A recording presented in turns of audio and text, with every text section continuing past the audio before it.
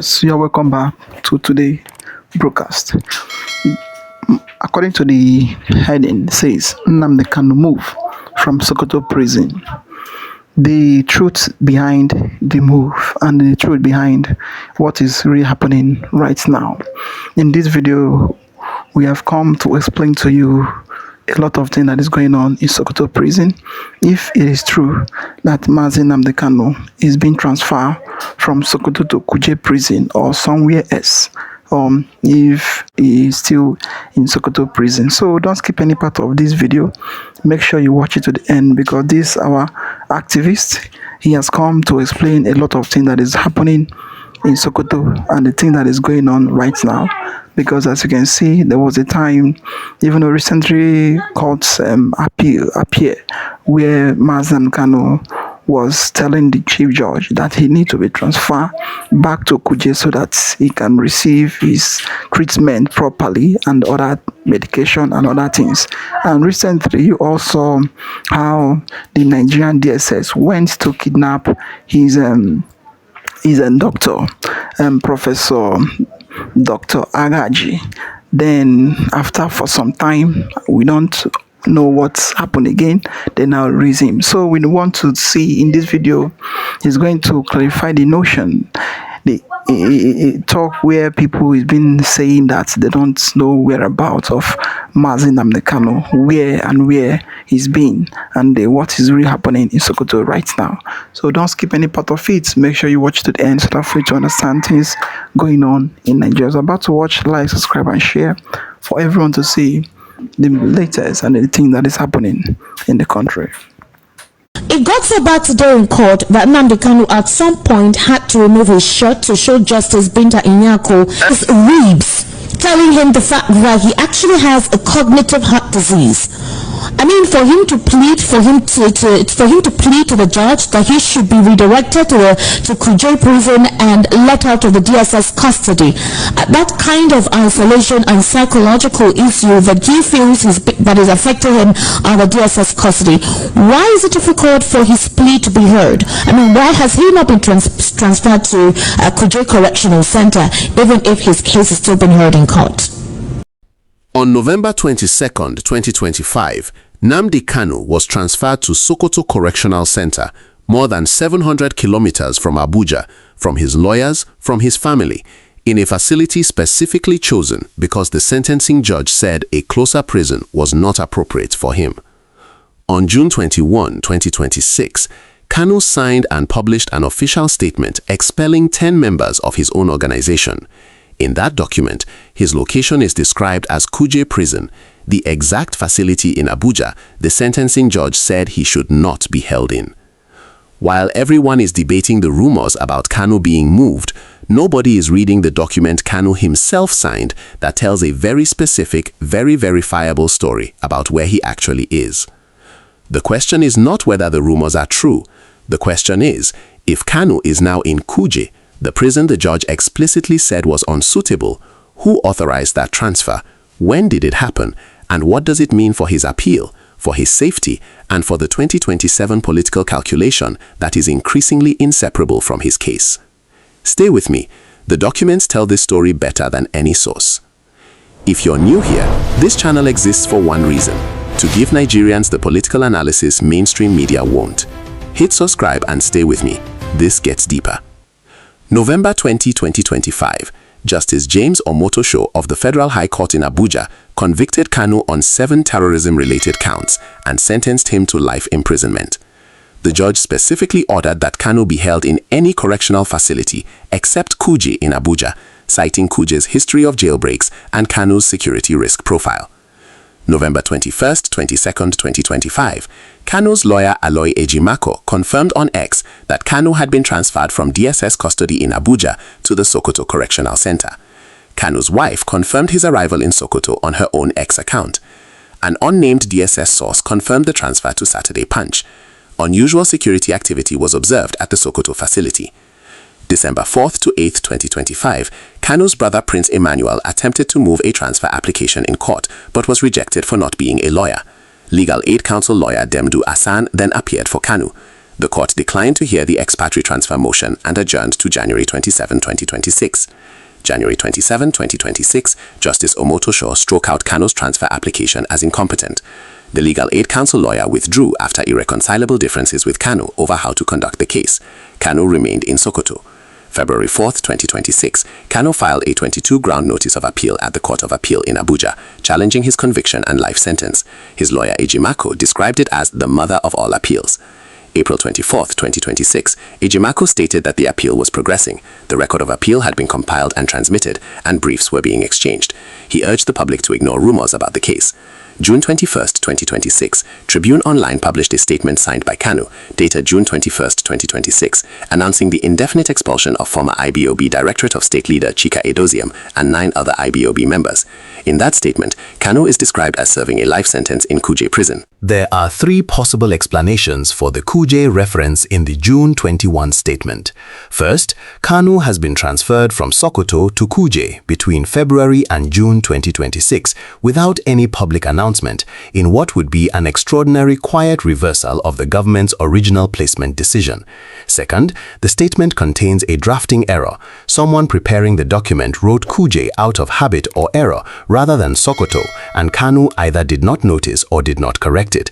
Third, the statement is not genuinely signed by Kanu from prison, and the location detail is fabricated or confused by whoever prepared it. Any of the 3 explanations is analytically significant. The first represents a political decision by the Tinubu government to move Kanu closer to Abuja, which would have major implications for his appeal and for the ongoing political negotiations. The second represents a document quality control failure in a statement that Kanu or his associates are publishing in his name. The third raises questions about who is actually controlling IPOB communications in Kanu's name while he is in prison. The Kanu question has intensified in the June 2026 political environment for multiple converging reasons. Peter Obi's June 22 resignation call to Tinubu cited the same governance failure argument that Southeast political figures have used about Kanu's continued detention.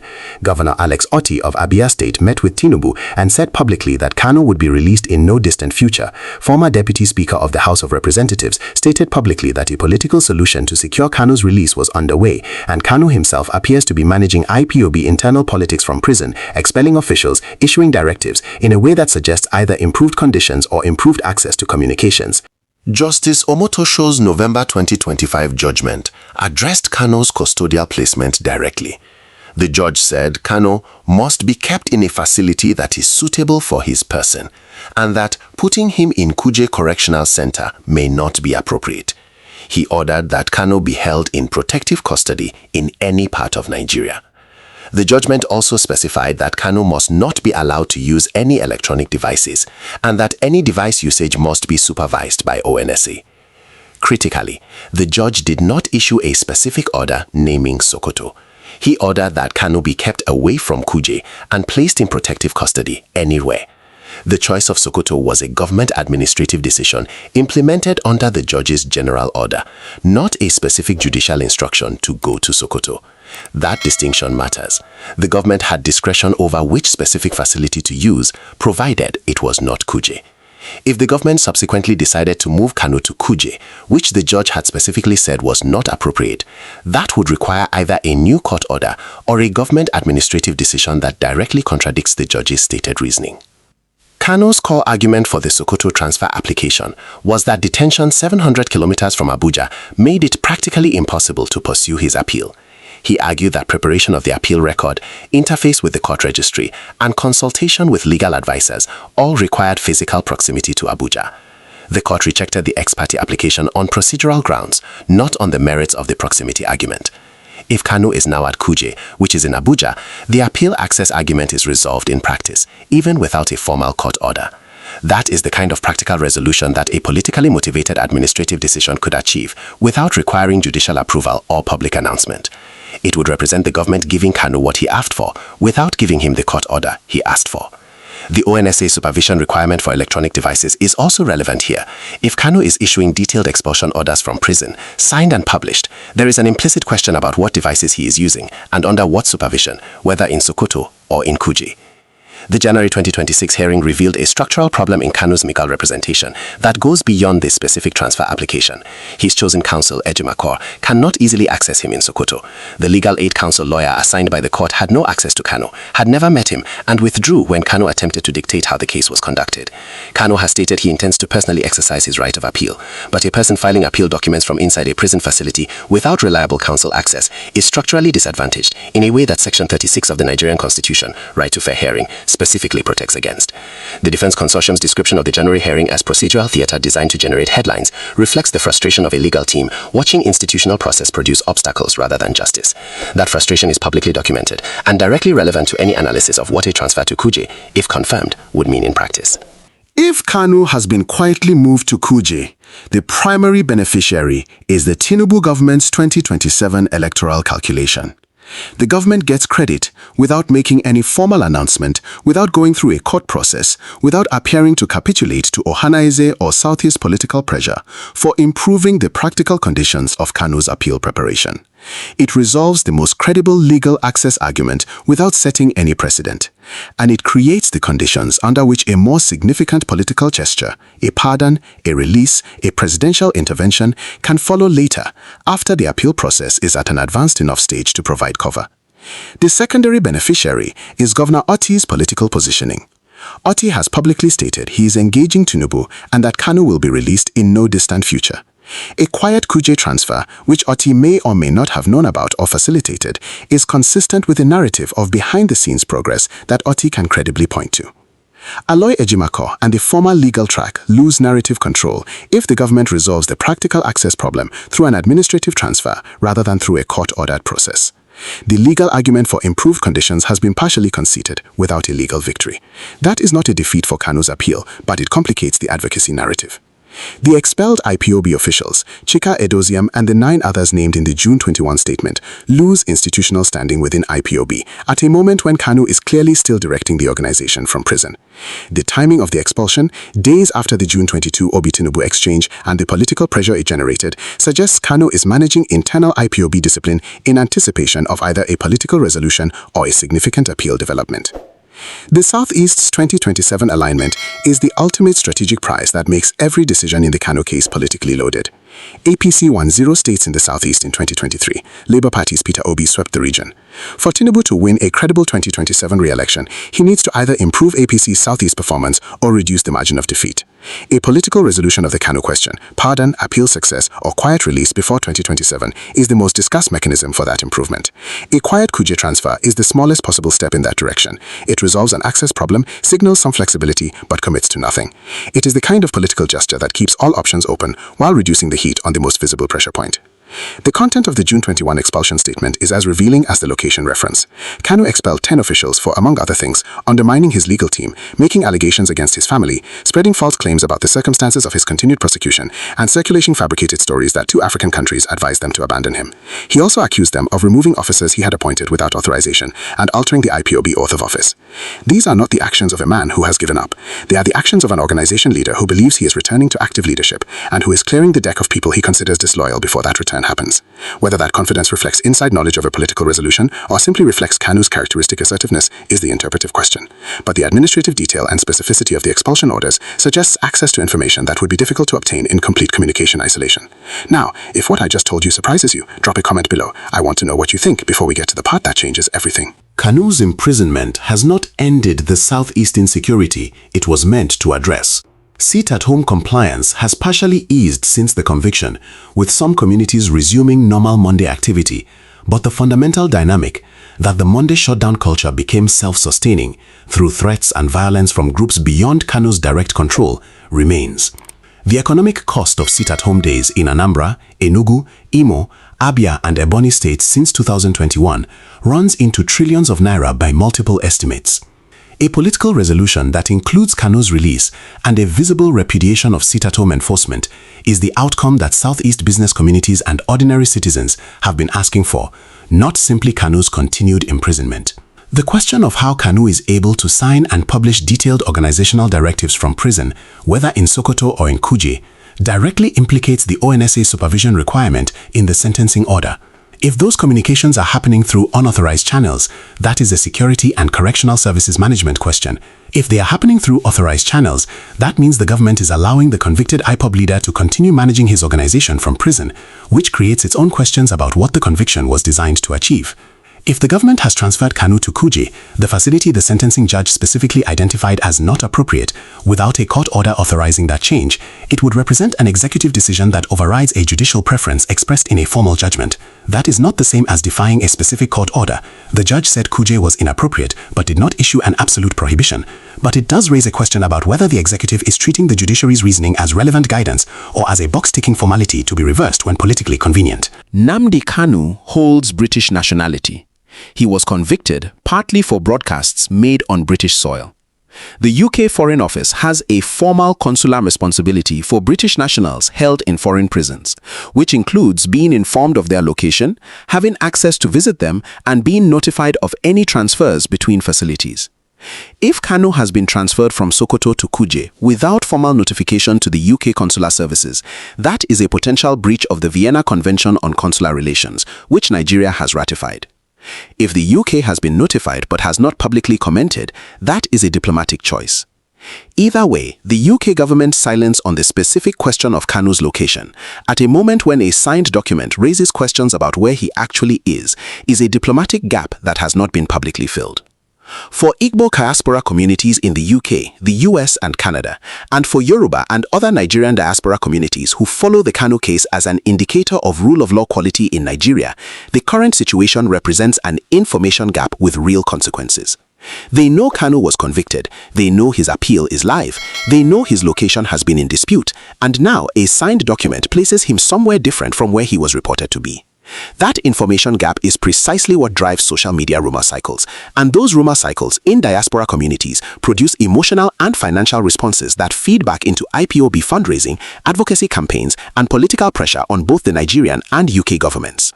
The most useful thing diaspora communities can do with this information is direct specific, document-based questions to their representatives, Nigerian embassy officials, UK MPs representing constituencies with large Igbo communities, and human rights organizations with formal access to the Nigerian Correctional Service.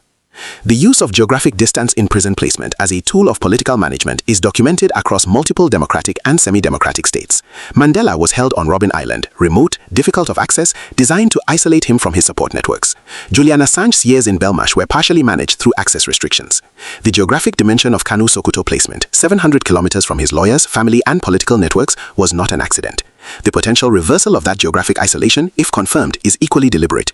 Both decisions serve political purposes that the judicial language of protective custody obscures but does not erase. The most defensible version of the government's position is this.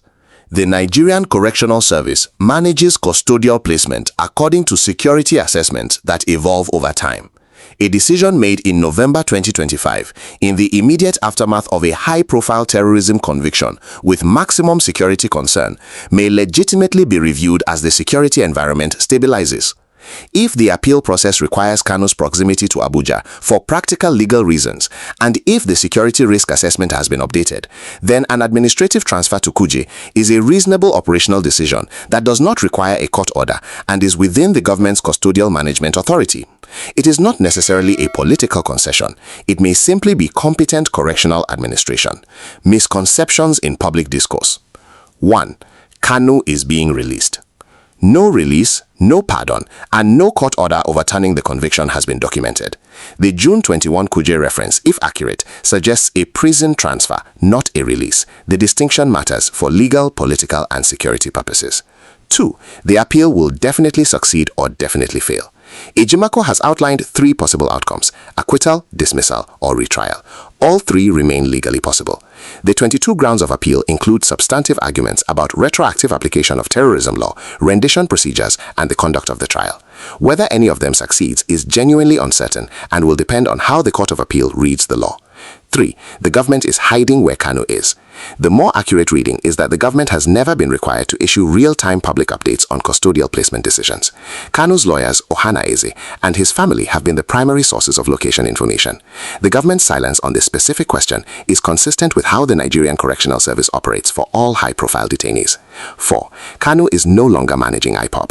The June 21 expulsion statement demonstrates the opposite. Kanu is making detailed organizational decisions, issued directives with specific names and allegations, and managing internal IPOB politics from prison. Whatever his physical location, his organizational authority appears intact. Nigeria's national interest in this case is not served by ambiguity about where a high-profile convicted prisoner is located. A government that manages Kanu's custodial placement through quiet administrative decisions, without transparent communication to his legal team, his family, or the public, creates an information vacuum that social media fills with speculation. And that speculation, in a case with this level of political sensitivity, generates real consequences for Southeast stability, diaspora relations, and Nigeria's international governance reputation. The Nigerian national interest is served by one of two clear outcomes: a transparent legal process that runs to conclusion at the Court of Appeal, with Kanu's location and access conditions publicly documented and legally managed, or a transparent political resolution, pardon, appeal withdrawal, or agreed political framework that addresses the Southeast's political grievance openly, rather than through administrative maneuvering. The current middle path, where documents place Kanu in different locations and political negotiations proceed in parallel with legal processes, serves no one's interests cleanly, including the government's. The most significant long-term question in the Kanu case is not his guilt or innocence.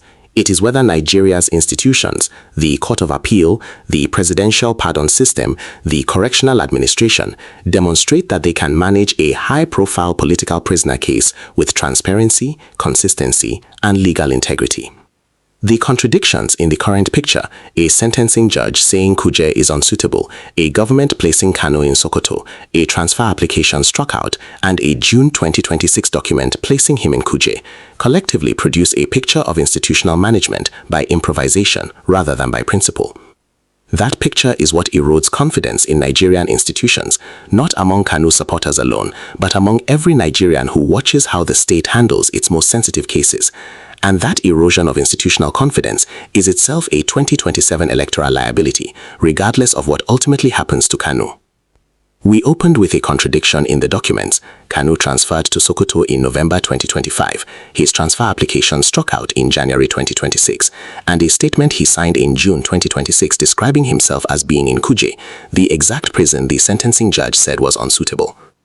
The truth behind the reports is this: the reports are not simply rumors, they are the predictable consequence of an information vacuum created by a government that manages a politically sensitive detention through administrative decisions rather than transparent process.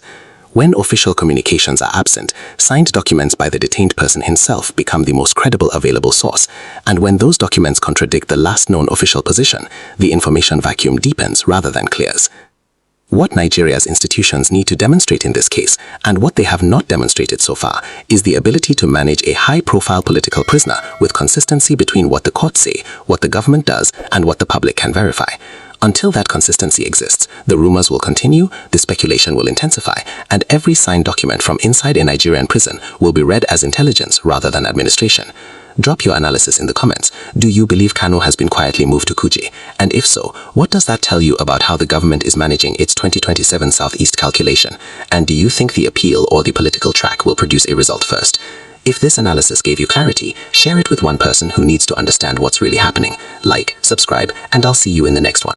In fact, the whole thing that is going on is that the Nigerian government, they know what they are doing. They know what they are doing. We don't really understand anymore. The issue of still holding him is not giving them any benefits. It is not benefiting them anywhere. There is no any need of still holding him. There is no need of still holding him. They have seen that he did not commit any crime. So the best move is for them to release him and for them to do the needful. Because you cannot release other people claiming that they are repentant Boko Haram, even coming to Sunday Igboho of a kind. You release him and claiming that he did not commit anything. But the person that did not even do anything, his own crime is that he's talking against the evil you are doing to his own people. Then you sentence him, call him a terrorist. We don't really understand what is really happening. In fact, a lot is going on in the country. Well, what we know is that definitely they will surely release him. Let's look into the issue of UN debating concerning the genocide that is going on in Nigeria, concerning these Fulani bandits, Boko Haram, and the rest of them. What the United Nations is talking about towards it. Watch it to the end so that for you to understand things going on in the country. The violence in Nigeria is driven by disputes over land and water, climate change, poverty, criminality, weak governance, persistent impunity, and deep-rooted religious, ethnic, and intercommunal tensions. Together, these pressures have fueled a brutal cycle of revenge, and breaking that cycle requires more than expressions of outrage. To the colleagues who rightly demand the protection of Christian communities in Nigeria, I ask to look at the actions of your global conservative allies. Last year, Trump dismantled USAID with enormous consequences in Nigeria. Hundreds of schools in conflict-affected areas were closed. 1/5 of the national healthcare budget was taken away. Imagine the consequences on maternal health and on the fight against HIV.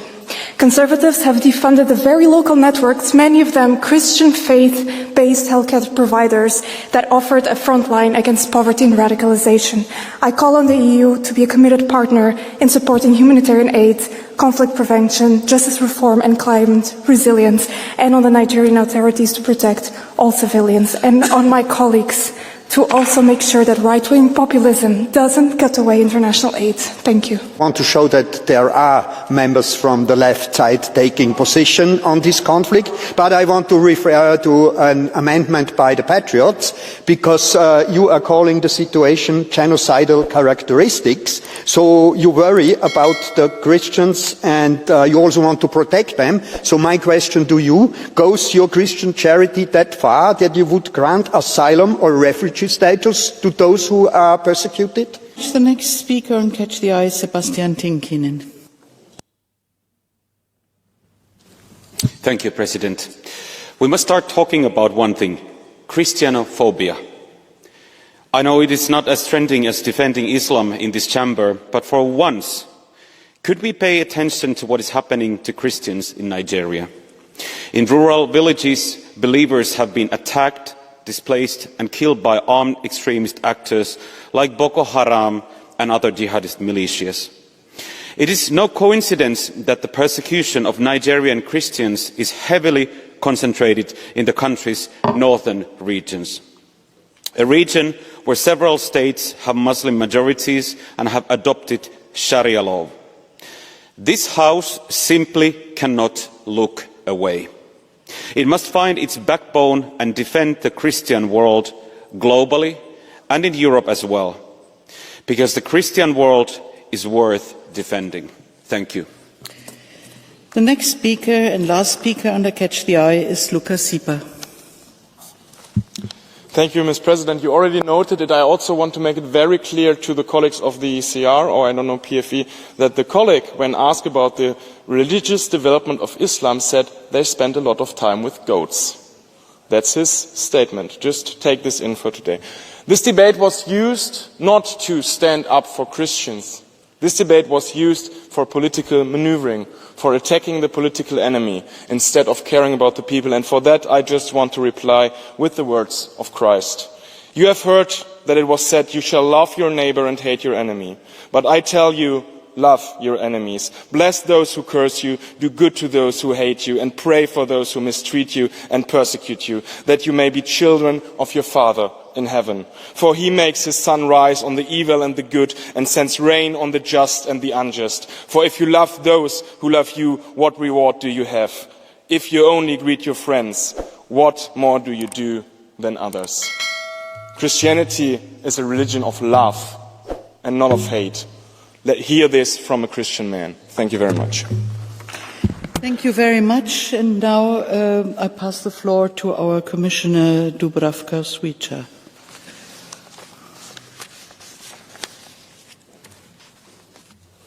Thank you, Chair, honourable members of the Parliament. At the end of this debate, the European Union would like to express its solidarity with the victims of massacres and abductions committed in Nigeria, as well as with their families enduring grief and suffering. The European Union strongly condemns these cruel attacks targeting vulnerable populations across the country. Nigeria has been facing systematic insecurity affecting Christians and Christian communities and places of worship. It is important to bear in mind that violence in Nigeria cuts across ethno-religious boundaries, with victims coming from all faiths and backgrounds. The recent attack on Kavel village in Plateau State cost the lives of 21 people. Although the victims belonged to a Christian community and the offenders were of Fulani Muslim origin, the underlying conflict does not only have a religious dimension. It is also closely related to extended fights between farmers and herders, intensified by shrinking agricultural land, difficult access to resources, and political tensions. During her recent visit to Nigeria on March 23rd, HRVP Callas delivered the message of support to Nigerian authorities engaged in a difficult fight against Boko Haram and other extremist groups. She stressed the complexity of this phenomenon of violence with its deep-rooted socio-economic, political, and historical dimensions. She pledged to continue stepping up EU-Nigeria cooperation against terrorism and violent extremism and strengthening the whole-of-society approach for the prevention of violence and conflict in Nigeria. Yes. Very, very wonderful. Well, the report and the debate in UN, it is very nice. But when it will become more nicer, it is when they take action. Not only to condemn everything they condemn. And if they are taking action, they should not do like Donald Trump, who sent his military to Nigeria. After for some time, Tinubu bribed them, lobbied them, and paid them a huge amount of money. The next thing, he took away his military men back to his home and keep praising himself, claiming that they have conquered the people that is buying Christians in Nigeria. So it should not be like that way, because the international body, they know everything that is going on in Nigeria. But what is there is that they are just there because of power, because of the economy and what they are going to gain from the government of Nigeria. And you know, this government of Nigeria, they are ready to pay any amount of money to make sure that they close anything concerning this genocide that is going on in the country. Tinubu is ready, in fact, to sell the whole country just to make sure that the world did not come into the country, or the Christians should not take any help from the outside world. For you to see that this fight or things happening, it is the Christian and the government, that's the government of the country, they are trying their best to silence and to destroy everything concerning the Christianity region. And some of the pastors, they are even part of it, helping those governments. So a lot is happening. We are praying and we are hoping that this debate and this will become a good one for the Christian community in Nigeria. What do you think about the whole thing? Like, subscribe, and share for everyone to see things going on in the country. So thank you for watching.